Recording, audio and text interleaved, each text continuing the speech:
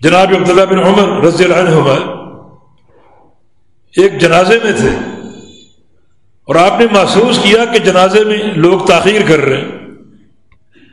فرمایا کہ جلدی کرو. لوگوں نے سن لیا مگر پھر بھی جنازے کی تجہیز میں جلدی نہ کی. فرمایا کہ جلدی کرو ورنہ میں چلا جاؤں گا. اٹھ کے کھڑے ہو گئے ورنہ میں چلا جاؤں گا. کیوں؟ کیونکہ نبی علیہ السلام کا حکم ہے کہ اسرعوا بالجنائز، جنازے میں جلدی کرو. کس چیز کی تاخیر ہے؟ میں چلا جاؤں گا. یہ در حقیقت وہی فرقان ہے، وہ عظیم ملکہ اور صلاحیت. حالانکہ جنازہ پڑھنے کا اجر ہے اور میت کی تدفین کا بھی اجر ہے. رسول اللہ صلی اللہ علیہ وسلم کی حدیث ہے من صلی علی اخیہ فلہ قیرات ومن تبع جنازۃ حتی تدفن فلہ قیراتان. جو شخص اپنے بھائی کا جنازہ پڑھ دے اسے ایک قیرات اجر ملتا ہے، ایک قیرات. اور جو جنازے کے پیچھے چلے اور تدفین تک ساتھ رہے، دفن کر کے گھر کو لوٹے تو اسے 2 قیرات اجر ملتے. اور فرمایا کہ اصغر القیرات مثل احد، قیرات چھوٹا بھی ہوتا ہے بڑا بھی ہوتا ہے مگر سب سے چھوٹے قیرات کا اتنا وزن ہے جتنا احد پہاڑ کا وزن ہے. اتنا بڑا اجر اور ثواب. فرمایا سب چھوڑ دوں گا کیونکہ جو راستہ تم اپنانے کی کوشش کر رہے ہو، میت کے جنازے اور تدفین میں تاخیر، یہ قابل قبول نہیں ہے. چلا جاؤں گا، یہ ثواب چھوڑ دوں گا. یہ ثواب چھوڑنا زیادہ افضل ہے ایک نئی چیز کو اپنانے سے. یہ سلف صالحین کی فکر اور وہ بصیرت کا نور اور وہ علم جو اللہ نے ان کو عطا کیا، اسی تقوی کی برکت سے. سید المسیب رحمہ اللہ، ان کا لقب سید التابعین، یہ تابعین کے سردار ہیں اور ان کی تمام روایتیں صحابہ سے ہیں. بے شمار صحابہ سے ان کا لقاء ثابت ہے. انہوں نے ایک شخص کو دیکھا فجر کے بعد نفل پڑھ رہا ہے. 2 نفل پڑھے، 4 پڑھے، 6 پڑھے، 8 پڑھے، رکوع اور سجدے کر رہا ہے. اس کو آپ نے روکا کہ پیارے پیغمبر نے فجر کے بعد سورج کے طلوع ہونے تک نفل پڑھنے سے روکا ہے اور تم نفل پڑھ رہے ہو، بار بار یہ نوافل ادا کر رہے ہو. تو کہتا کہ یا ابا محمد ان اللہ یعذبنی علی الصلاۃ، کہ آپ خاموش ہو، مجھے یقین ہے کہ میں نماز پڑھ رہا ہوں اور اللہ رب العزت مجھے نماز پڑھنے پر عذاب نہیں دے گا. بھلا نماز پر کیا ناراضگی، کیا عذاب ہے؟ مجھے یقین ہے کہ اللہ تعالی نماز پڑھنے پر مجھے عذاب نہیں دے گا. تو آپ چپ رہیں.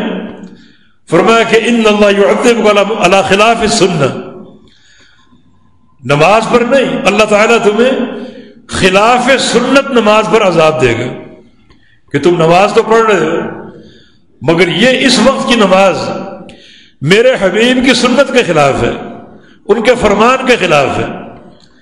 تو دیکھیں یہ شخص یقیناً فجر کی نماز پڑھنے آیا، شیطان نے روکا نہیں مگر راستے کو سجا دیا کہ نماز پڑھو بیٹا اور نماز کے بعد نفل پڑھو، بڑا اجر میں بڑا ثواب ملے گا. وہ بصیرت کا نور نہیں، فرقان نہیں. اور جناب سید المسیب نے ان کی اصلاح کی اور فرمایا کہ عذاب نماز پر نہیں ملتا. نماز اگر درست ہو اور آپ کے طریقے اور اوقات کے مطابق تو وہ موجب اجر ہے، لیکن خلاف سنت اگر نماز ہوگی اس پر یقیناً اللہ تعالیٰ عذاب دے گا، اللہ ناراض ہوگا. اس نے یہ کیوں فرما دیا کہ لقد کان لکم فی رسول اللہ اسوۃ حسنہ، کہ تمہارے لیے ہر معاملے میں، وہ عبادت ہو، عقیدہ ہو، معاملات ہو، تجارت ہو، معیشت ہو، ہر معاملے میں آئیڈیل صرف اور صرف محمد الرسول اللہ صلی اللہ علیہ وسلم. کیا یہ فرمان ہوا میں ہے؟ اس کی کوئی حقیقت اور حیثیت نہیں ہے. تو نماز پر عذاب نہیں لیکن خلاف سنت نماز پر یقیناً عذاب ہوگا. ایک شخص امام مالک کے پاس آیا، مدینے کا تھا، کہا کہ حج کے لیے جانا چاہ رہا ہوں، احرام کہاں سے باندھوں؟ فرمایا ذوالحلیفہ سے. نبی علیہ السلام کا فرمان ہے کہ یہ محل عہد المدینہ، مدینہ والوں کی جو احرام کی جگہ ہے وہ ذوالحلیفہ، جہاں آج مسجد بھی موجود اور قائم ہے، وہاں سے احرام باندھو۔ پیارے پیغمبر کا طریقہ بھی ہے اور آپ کا فرمان بھی ہے۔ کہا کہ یہ حج کا سفر ہے، میری ذاتی رغبت اور خواہش یہ ہے کہ میں احرام مسجد نبوی سے باندھوں۔ مجھے اس کے دو فائدے حاصل ہوں گے، ایک یہ کہ مسجد نبوی کا احرام، نبی علیہ السلام کے روضہ مبارک کے قریب سے احرام باندھوں گا تو یہ مقام زیادہ مقدس ہے۔ دوسرا فائدہ یہ ہے کہ مسجد نبوی سے لے کر ذوالحلیفہ تک جو 7 میل کا راستہ ہے، یہ مزید احرام کی حالت میں گزرے گا، تلبیہ پڑھوں گا اور مزید مجھے اجر حاصل ہوگا۔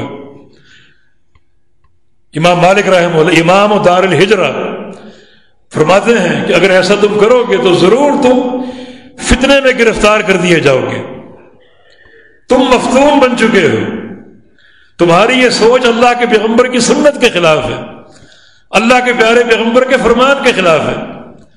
اب یہاں شیطان کی تزیین کیا تھی؟ بندہ حج کرنے تو جا رہا ہے اور شیطان روکنے میں کامیاب نہ ہوا، اس نے دوسرا وار کر دیا کہ تم احرام بیٹا مسجد نبوی سے باندھو، وہ زیادہ عرف اور اعلیٰ جگہ ہے جہاں کی ایک نماز 1000 نماز کے برابر۔ اس تزیین میں وہ گرفتار ہو گیا کہ یہ راستہ ٹھیک ہے، مسجد نبوی کا احرام اور پھر 6-7 میل کا جو فاصلہ ہے وہ مزید احرام کے ساتھ طے ہوگا، تلبیہ پڑھتے جاؤں گا تو مزید مجھے خیر و برکت حاصل ہوگی۔ فرمایا کہ نہیں، یہ خیر و برکت کا راستہ نہیں ہے، یہ چونکہ نبی علیہ السلام کی تعلیم کے خلاف ہے، لہذا یہ فتنہ ہے، اور فتنہ اتنا ہولناک ہوتا ہے کہ اس کی شدت اور ہیبت زندگی میں بھی آ سکتی ہے، اور مرنے کے بعد قبر کا فتنہ ہو سکتا ہے، اور کل قیامت کے فتنے اس کے منتظر ہوں گے۔ یہ فتنہ ہے اور فتنہ بڑی ہولناک چیز ہے۔ تو ان واقعات سے آپ پر یہ بات واضح ہوگی کہ کس طرح شیطان کی تزیین انسانوں کو گمراہ کرتی۔ ایک شخص نے جناب عبداللہ نصر سے کہا کہ آپ کو نبی علیہ السلام نے تشہد سکھایا تھا، تو میں آپ کو تشہد سناتا ہوں، کوئی غلطی ہے تو نکال دیجیے۔ فرمایا کہ ہاں سناؤ۔ التحیات للہ والصلوات والطیبات، اور آگے یہ پڑھا اشہد ان لا الہ الا اللہ وحدہ لا شریک لہ واشہد ان محمد عبدہ ورسولہ۔ فرمایا کہ ما ہکذا علمنا رسول اللہ صلی اللہ علیہ وسلم، نبی علیہ السلام نے ہمیں اس طرح تشہد نہیں سکھایا۔ جو تم نے الفاظ کہے ہیں وحدہ لا شریک لہ کے، یہ پیارے پیغمبر نے نہیں سکھائے، حالانکہ معنی اور زیادہ موقت ہے۔ ان صیغوں سے توحید اور موقت اور محکم ہو گئی۔ نبی علیہ السلام کی حدیث میں لا الہ الا اللہ وحدہ لا شریک لہ لہ الملک ولہ الحمد وہو علی کل شیء قدیر، کوئی بندہ اگر 10 بار پڑھ لے تو اس کو اولاد اسماعیل میں سے ایک غلام آزاد کرنے کا ثواب ملتا ہے۔ تو اس عظیم ذکر میں وحدہ لا شریک لہ بھی ہے، اس نے وہ الفاظ بڑھا دیے اشہد ان لا الہ الا اللہ وحدہ لا شریک لہ۔ مزید یہ توحید ہے، وحدہ کو مانا وہ اکیلا ہے، اس کا کوئی شریک نہیں ہے۔ وحدہ جو ہے وہ تاکید ہے الا اللہ کی، اور لا شریک لہ تاکید ہے لا الہ کی، تو توحید اور موقت ہو گئی۔ فرمایا کہ نہیں، اگرچہ معنی اور بڑھ گیا اور توحید اور پختہ ہو گئی اس اقرار سے، مگر الفاظ اللہ کے پیغمبر نے یہاں نہیں سکھائے، یہاں تعلیم نہیں دی ہے۔ یہ بھی شیطان کی تزیین ہوتی ہے۔